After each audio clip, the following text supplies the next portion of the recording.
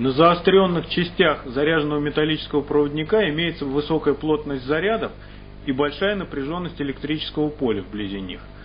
При заряжании такого тела от электрофорной машины с острия стекают заряды, возникает так называемый электрический ветер, и на это колесо, которое называется колесом Франклина, действуют реактивные силы, которые возникают при отталкивании отрицательных ионов, имеющихся в воздухе, от заряженных частей проводника. Колесо начинает вращаться.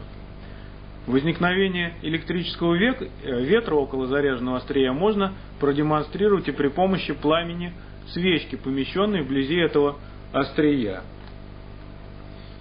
Когда мы острие заряжаем, заряд начинает с него стекать, образуется электрический ветер, он отклоняет пламя свечи от вертикального положения в сторону.